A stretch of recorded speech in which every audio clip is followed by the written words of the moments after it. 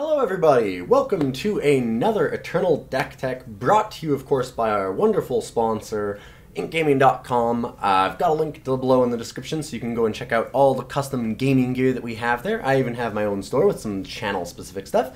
And of course, thank you to all the subs and patrons who help make this possible. This week, I'm going over another Xenan deck. I've been really liking Wisps. I've always wanted to do another Mask of Torment deck. It was one of my all-time favorites. So, I have made a new Xenan Tormentor list.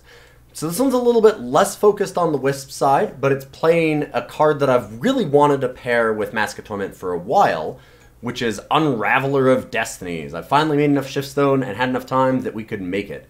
So, this deck is all around trying to get a whole bunch of value late game out of Mask of Torment and a bunch of Life Force cards. So what do we do to get that? Well, we've got a little bit of early game kind of blocking, draw cards. We've got the Dark Wisp and Temple Scribe to just sit back, draw us a bunch of cards, gain us a little bit of life, and stall out the boards so that we can eventually hit Mask of Torment. Of course, we have Aurelian Merchant. So Aurelian Merchant is our way of getting an extra 3 copies of Mask of Torment into the deck, because we have 1 in our market.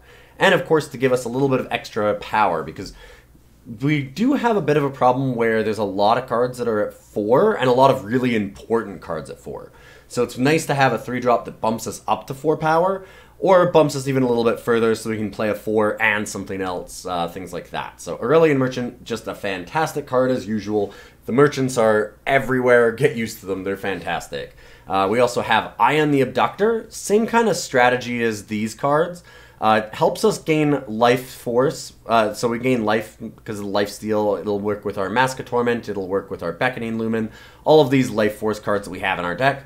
It also is really good against a lot of aggro strategies, so they'll play like an Oni Ronin or like Crown Watch Paladin, any kind of early game cards like those, and you can ambush them with Ayan the Abductor, just gain a ton of life, get a bunch of tempo back, and hopefully get to the late game based off of Ayan.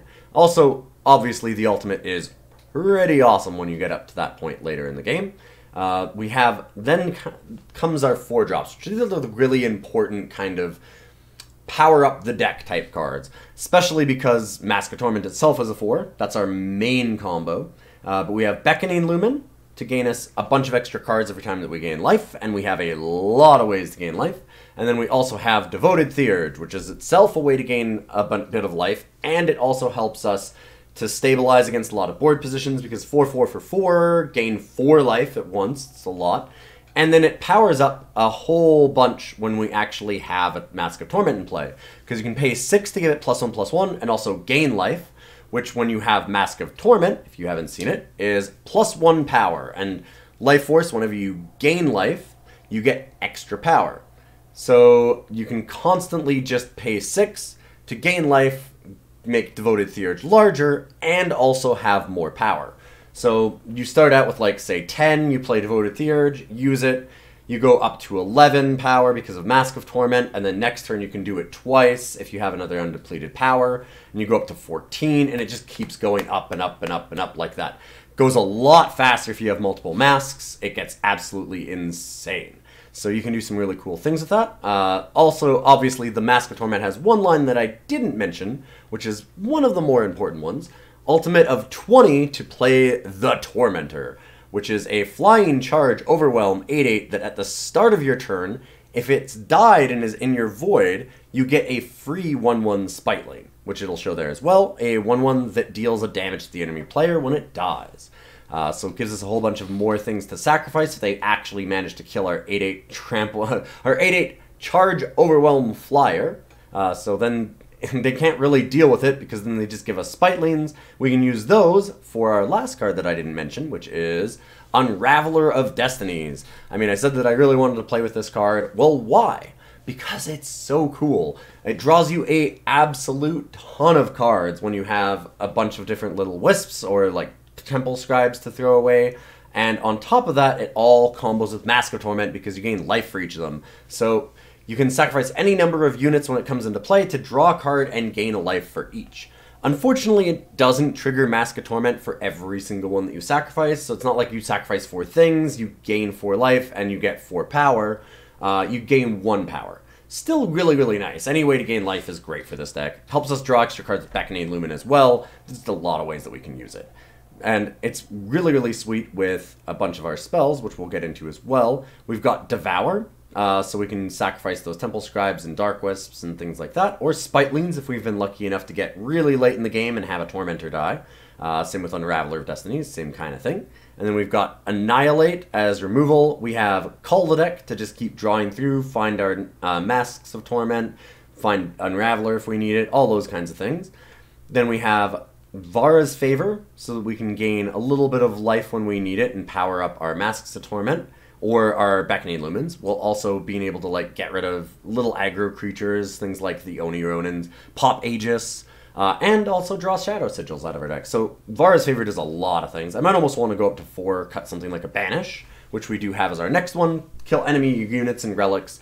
Again, we're mostly worried about really aggressive strategies because we've got a lot of late game. We can get up to an insane amount of power, like 20, 40 is very, very reasonable if we're allowed to go late. So we want to make sure that we just don't die early and we can do all of our nasty shenanigans late. Another thing that we have is Gathering Lights, which is really, really fun with the Unraveler of Destinies and Devours, and of course with Mask of Torment. You get 2 Wisps, but you also gain life for each one of your units. It's a really nice way to stabilize against aggro decks, while also feeling all these Devour, Unraveler kind of like sacrifice synergies. So those are all of our spells and all of our units.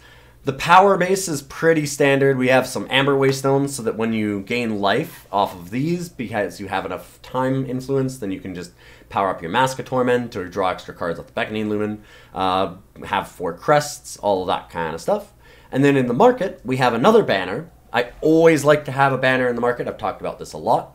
Basically, you don't want to end up in a point where you're stuck without any power and you've got a merchant, you can't get anything.